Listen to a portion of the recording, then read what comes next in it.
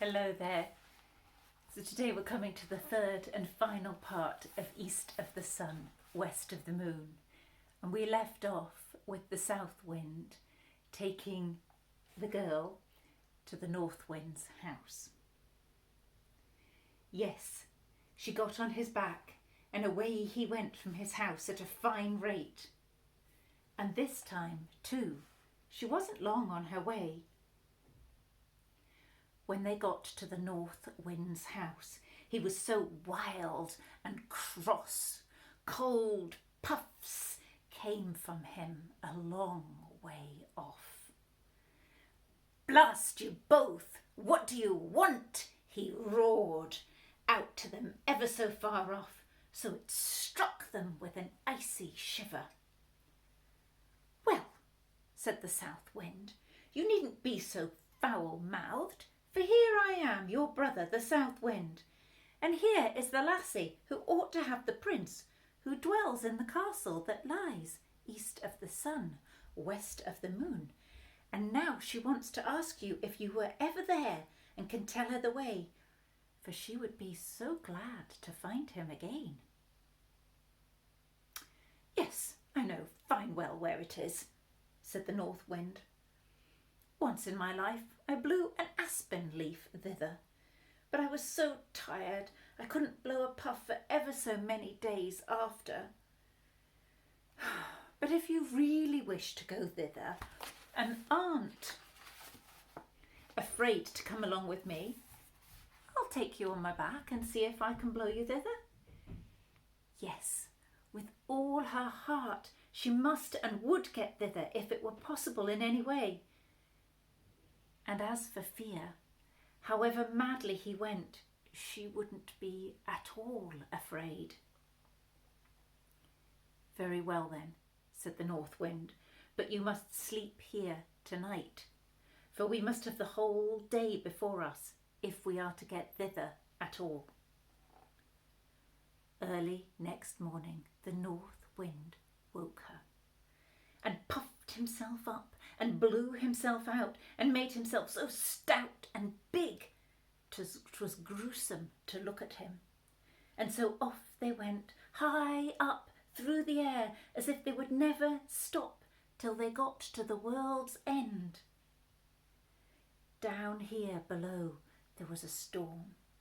It threw down long tracts of wood and many houses, and when it swept over the great sea, ships foundered in their hundreds.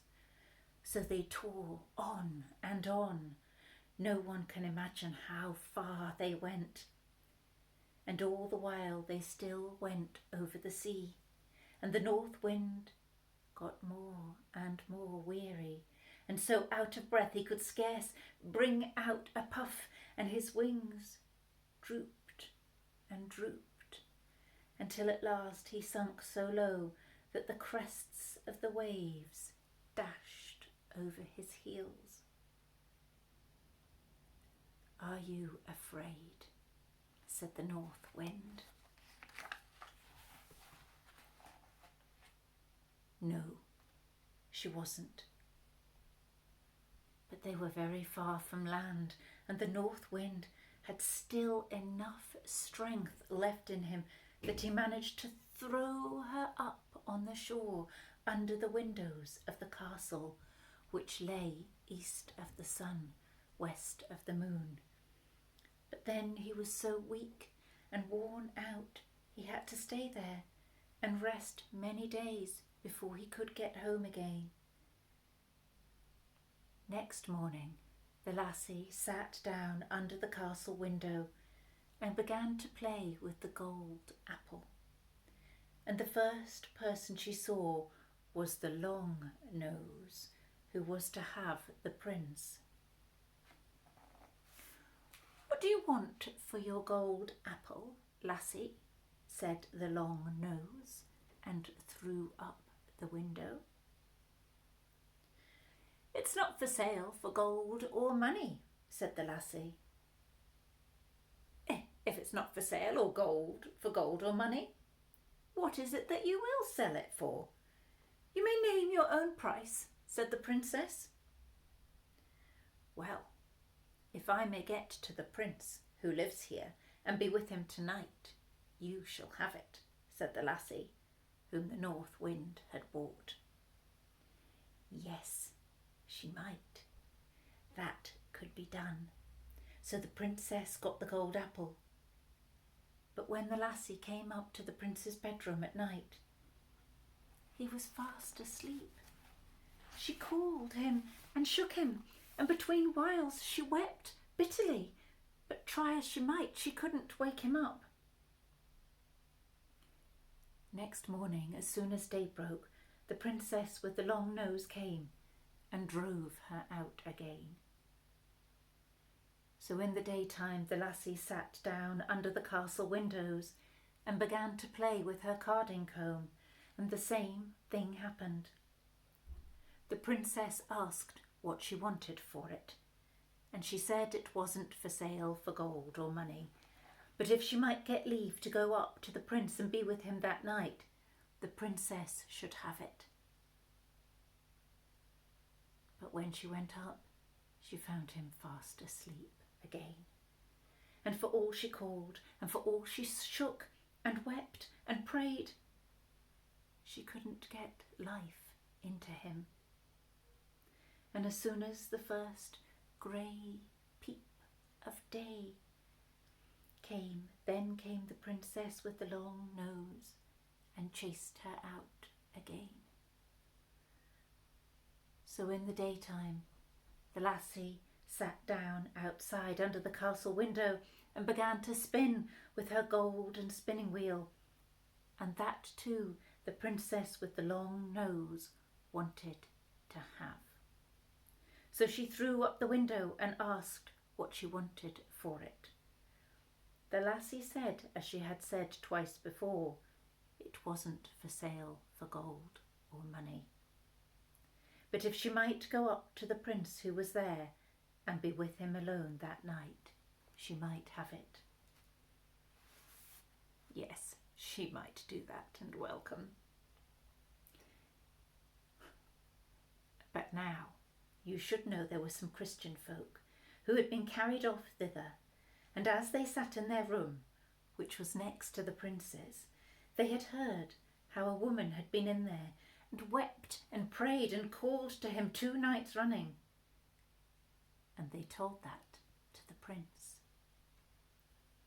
That evening, when the princess came with her sleepy drink, the prince made as if to drink, but threw it over his shoulder, for he had guessed it was a sleepy drink. So when the lassie came in, she found the prince wide awake, and then she told him the whole story of how she had come thither. Ah, said the prince, you've just come in the very nick of time, for tomorrow is to be our wedding day. But now I won't have the long nose, and you are the only woman in the world who can set me free. I'll say I want to see what my wife is fit for, and beg her to wash the shirt, which has the 3 spots of tallow on it. She'll say yes, for she doesn't know 'tis you who put them there, but that's work only for Christian folk and not for such a pack of trolls as live here. And so I'll say that I won't have any other for my bride than the woman who can wash them out. And I'll ask you to do it. So there was great love and joy between them all that night. But the next day, when the wedding was to be, the prince said, "First of all, I'd like to see what my bride is fit for." "Yes," said the stepmother with all her heart. "Well," said the prince, "I've got a fine shirt which I'd like for my wedding shirt, but somehow or other it has got 3 spots of tallow on it, which I must have washed out, and I have sworn never to take any other bride than the woman who's able to do that. If she can't, she's not worth having." Well, that was no great thing, they said, so they agreed. And she, with the long nose, began to wash away as hard as she could. but the more she rubbed and scrubbed, the bigger the spots grew. "Ah," said the old hag, her mother, "you can't wash. Let me try." But she hadn't long taken the shirt in hand before it got far worse than ever, and with all her rubbing and wringing and scrubbing, the spots grew bigger and blacker and darker and uglier became the shirt. Then all the other trolls began to wash, but the longer the washing lasted, the blacker and uglier the shirt grew. Till at last it was as black all over as if it had been up the chimney. "Ah," said the prince, "you're none of you worth a straw. You can't wash. Why, there outside sits a beggar lassie. I'll be bound she knows how to wash better than the whole lot of you. Come in, lassie," he shouted. Well, in she came. "Can you wash this shirt clean, lassie?" said he.